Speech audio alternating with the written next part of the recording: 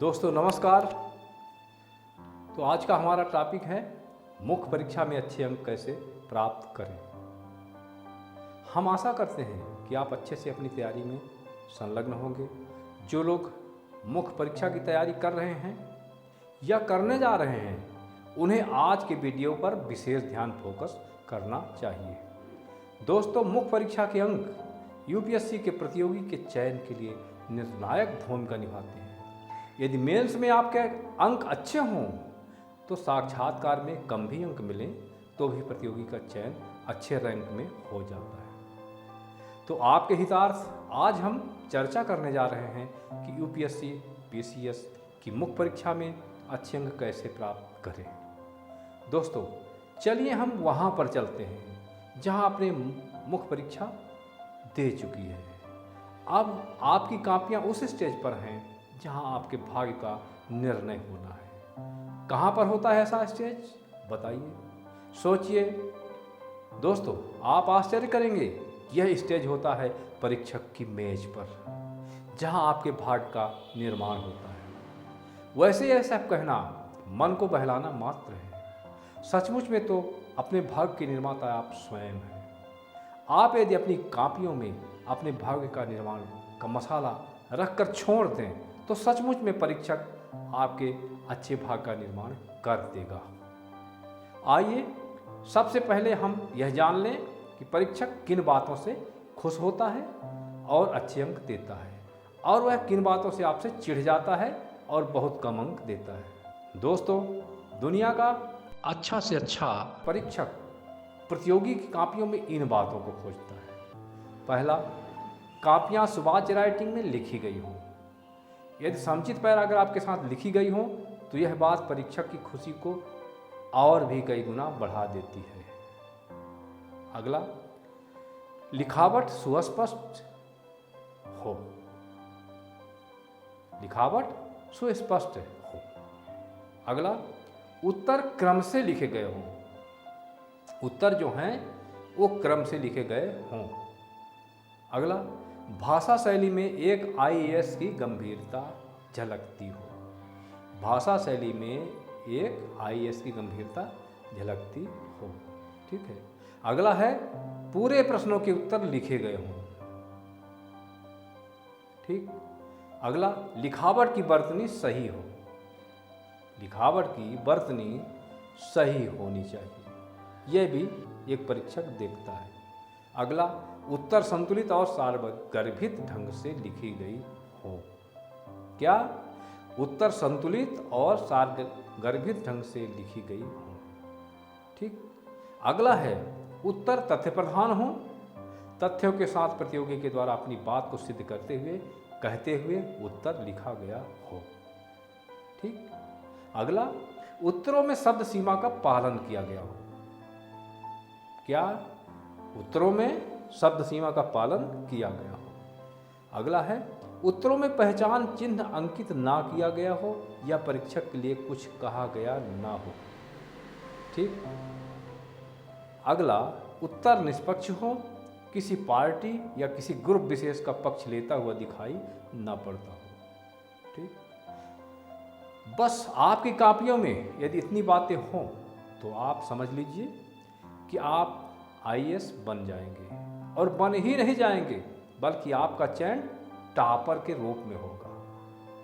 ठीक। अब आप अपने अंदर टटोलने का प्रयास कीजिए। क्या आप ऐसा उत्तर लिख सकते हैं जो पूर्व में बताए गए सारे शर्तों को पूरा करता हो?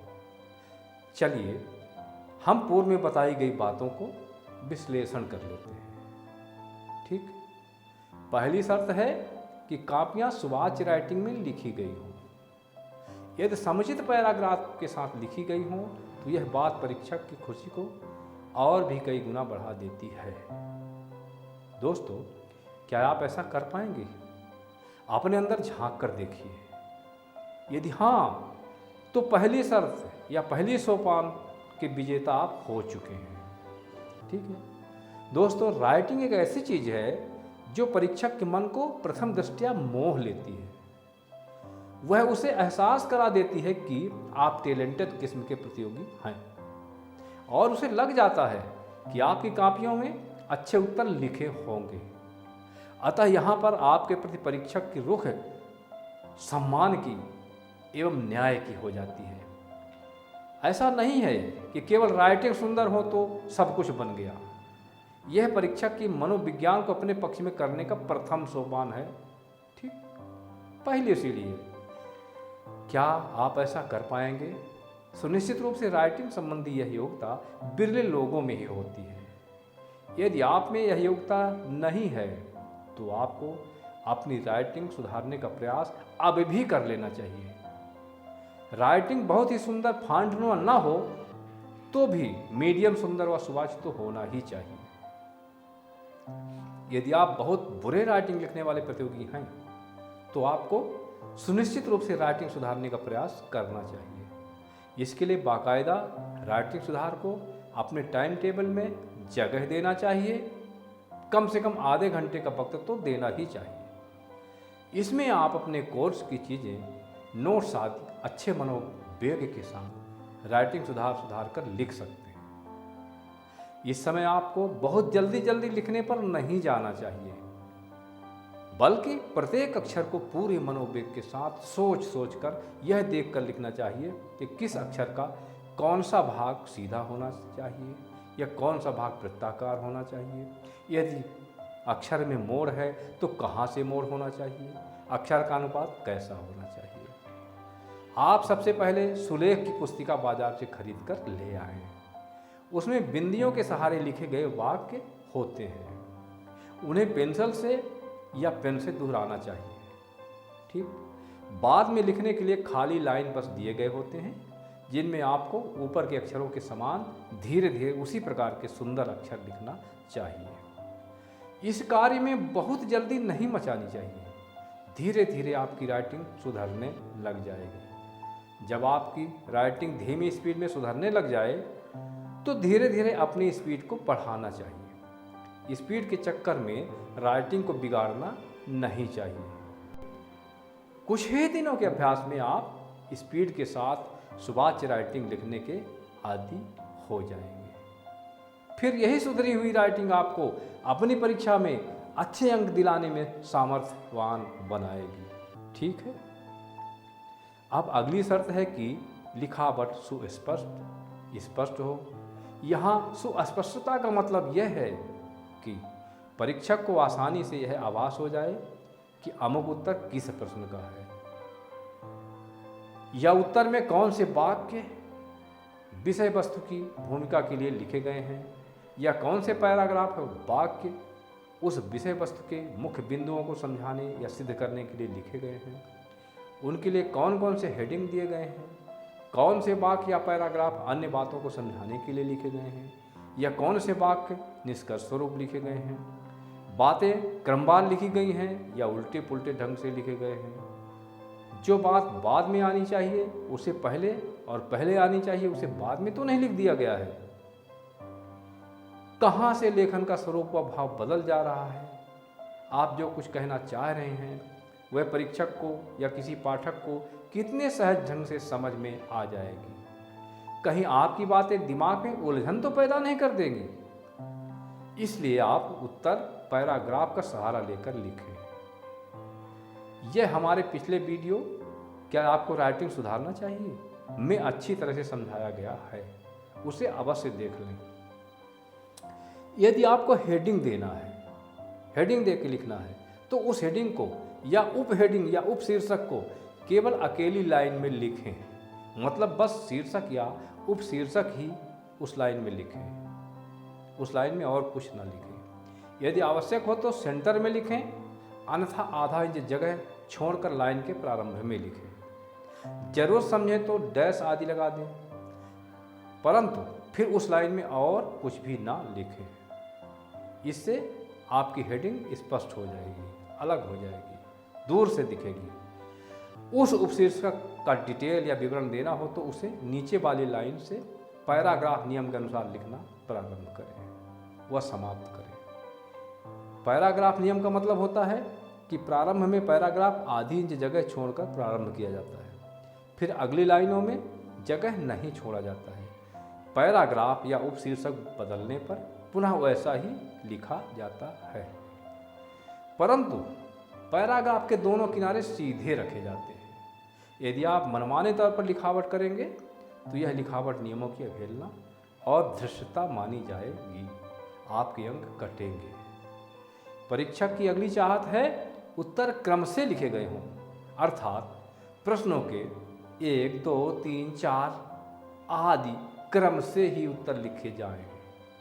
प्रश्न पत्रों में ऐसा निर्देश भी लिखा जाता है कि यथासंभव प्रश्नों के उत्तर क्रमानुसार ही लिखें। स्वाभाविक है कि यदि आप उल्टे पुल्टे क्रम में उत्तर लिखेंगे, यानी कभी प्रश्न नंबर 5 का उत्तर, तो कभी प्रश्न नंबर 1 के उत्तर, तो कभी प्रश्न नंबर 9 के उत्तर, तो ऐसे में परीक्षक पहले तो नियमों के उल्लंघन के कारण आपसे झुंझला उठेगा। दूसरा, इसलिए झुंझला उठेगा कि उसे इस तरह से ढूंढ कर उत्तरों को जांचने में बड़ी परेशानी होती है। दूसरा, वह आपको यह भी मान लेगा कि यदि प्रतियोगी के सारे प्रश्नों के उत्तर अच्छे ढंग से बनते तो वह क्रम, नियम व निर्देश का उल्लंघन कर करके उत्तर ना लिखता। अतः परीक्षक की मानसिकता आपके पूरी विरोध में हो जाती है और वह आपको कम अंक देने लगता है। अतः आप इतनी अच्छी तैयारी करें कि आप उत्तर लिखने के क्रम नियम का पालन कर सकें और आपके उत्तर बहुत बढ़िया हों, संतुलित व सारगर्भित हों। परीक्षक की अगली चाहत होती है आपकी भाषा शैली में एक आईएएस की गंभीरता व छाप हो। मतलब सचमुच में आपके उत्तरों की भाषा शैली में दम होना चाहिए। परीक्षक उत्तर पढ़कर मन ही मन कह उठे कि हाँ, यह प्रतियोगी सचमुच में आईएएस का प्रतियोगी लगता है। यानी बचकानी भाषा शैली से बचें। शब्दों व वाक्यों का चयन वजनदार व गंभीरता पूर्ण हो। बहुत लंबे वाक्य लिखने से बचें। सरल रूप में समझ में आ सकने वाली वजनदार वाक्यों में उत्तर लिखें, तभी आपको अच्छे अंक प्राप्त हो पाएंगे, बशर्ते आपके उत्तर अन्य दृष्टि से भी अच्छे हों। परीक्षक की अगली चाहत होती है कि प्रतियोगी सारे प्रश्नों को हल किया हो। इससे आपको अधिक अंक प्राप्त होंगे। पूरे प्रश्नों के उत्तर ना लिखे जाने से परीक्षक की मानसिकता आपके प्रति एक अक्षम प्रतियोगी की हो जाती है। अतः पूरे प्रश्नों के उत्तर लिखें। उत्तरों की अगली कसौटी यह है कि लिखावट की बरतनी सही हो। भले ही वह सुवाच्य व सुंदर राइटिंग में लिखी गई हो, लेकिन बरतनी उसकी सही होनी चाहिए। उत्तर पूर्ण हो, परंतु शब्दों व वाक्यों में व्याकरण संबंधी गंभीर त्रुटियां ना हो। यदि ऐसा है तो परीक्षक आपको एक मूर्ख प्रतियोगी मान लेगा और जी भरकर अंक काटने में लग जाएगा। अतः बरतनी व व्याकरण का अच्छा अभ्यास पूर्व में कर लेंगे। बरतनी व व्याकरण का ज्ञान हमें मानक पुस्तकों में लिखे गए शब्दों व वाक्यों के अनुकरण से प्राप्त होता है। इसके लिए आप तक्षशिला प्रतियोगी परीक्षाओं की हिंदी नामक पुस्तक पढ़ सकते हैं। परीक्षक यह भी देखता है कि आपके उत्तर संतुलित और सारगर्भित ढंग से लिखी गई हो। यदि आप एक बात को समझाने के लिए ढेर सारे वाक्य लिखेंगे, बार बार वाक्यों की पुनरावृत्ति करेंगे, जरूरत से बहुत अधिक शब्दों में उत्तर लिखेंगे, तो परीक्षक आपको यह मान लेगा कि आपको उत्तरों के प्रस्तुतीकरण का सही तरीका मालूम नहीं है और शायद आप आईएएस के काबिल नहीं हैं। अतः ऐसे प्रतियोगी को गेट आउट करना जरूरी है। अतः इसका माध्यम परीक्षक के पास कम अंक देना ही होता है। सारगर्भित व संतुलित उत्तर लिखना अच्छी तरह से सीख लें। परीक्षक आपके उत्तरों में तथ्यात्मक सामग्री की खोज करता है। क्या परीक्षक आपके उत्तरों में तथ्यात्मक सामग्री की खोज करता है? आप जो भी लिखें वह तथ्य प्रधान हो, न कि कापियां भरने के लिए गप्पें लिखी गई हों। सत्यनिष्ठा का ध्यान देते हुए आप अपनी बातों को आवश्यक सामग्री के साथ तथ्यों के माध्यम से सिद्ध करें, उनकी पुष्टि करें, उत्तर बताएं। उत्तर तथ्य प्रधान हो तो परीक्षक के मन में आपके प्रति वजन व सम्मान बढ़ता है और वह अधिक अच्छे अंक देता है। शब्द सीमा के साथ संतुलित उत्तर लिखना भी एक बड़ी कला मानी जाती है। यूपीएससी का परीक्षक आपकी कापियों में इसकी खोज करता है। प्रश्नों में जहाँ शब्द सीमा दी गई हो वहाँ आपको इसका पालन अवश्य करना चाहिए, परंतु यह नहीं कि कुछ भी लिखकर आप शब्द सीमा को पूरा कर दें, बल्कि संतुलित सारगर्भित उत्तरों के साथ शब्द सीमा का पालन आपको करना चाहिए। इससे परीक्षक आपको अच्छे अंक देगा। यूपीएससी का स्पष्ट निर्देश होता है कि उत्तर पुस्तिकाओं में किसी भी प्रकार का पहचान चिन्ह अंकित ना किया जाए। इससे पारदर्शिता व न्याय निष्ठा में बाधा आ सकती है। यदि आप कई रंगों के पेन आदि का प्रयोग उत्तर लिखने में करते हैं तो यह पहचान चिन्ह अंकित करने का अपराध माना जाएगा, और यदि किसी वजह से ना भी माना गया तो परीक्षक आपकी वाहवाही नहीं करेगा, बल्कि आपके अंक काटने पर तुल जाए। अतः इससे बचें। उत्तरों को सिर्फ उस स्याही से लिखें जो यूपीएससी द्वारा उत्तर लिखने के लिए बहाल किया गया हो। आप परीक्षक के लिए कोई वाक्य आदि ना लिखें। ऐसे में आपको परीक्षा निरस्त किए जाने जैसी कठोर सजा मिल सकती है। यदि आप अपने कथनों में ऐसा एहसास परीक्षक को करा देते हैं कि आप किसी पार्टी या किसी ग्रुप के व्यक्ति हैं, तो वह आपको अच्छे अंक तो नहीं ही देगा, बल्कि आपको एक नेता व्यक्ति मानकर आपके अंक काटना प्रारंभ कर देगा। कुल मिलाकर आपको अच्छे अंक नहीं मिलेंगे और आपका चयन खतरे में पड़ जाएगा। यदि आप इस वीडियो में बताए गए सुझावों का पालन करते हैं तो आपको अच्छे अंक प्राप्त होंगे और आपका चयन हो जाएगा। यदि आपको मुख्य परीक्षा से संबंधित सारी बारीकियों की जानकारी रखने की इच्छा हो, सफलता की कामना हो, तो आप तक्षशिला साहित्य पब्लिकेशन से प्रकाशित हमारी पुस्तक सिविल सेवा मुख्य परीक्षा में पर्याप्त अंक कैसे प्राप्त करें अवश्य पढ़िए। ठीक है, तो मिलेंगे अगले महत्वपूर्ण वीडियो के साथ जो आपकी सफलता के लिए वरदान साबित होगी। चैनल को सब्सक्राइब अवश्य कर लें, वीडियो को लाइक व शेयर करें। यदि आप हमारे रिक्वेस्ट को मान लेते हैं तो हम विश्वास दिलाते हैं कि हम लगातार आपको अच्छे वीडियो पहुंचाते रहेंगे। राही का नमस्कार। जय हिंद।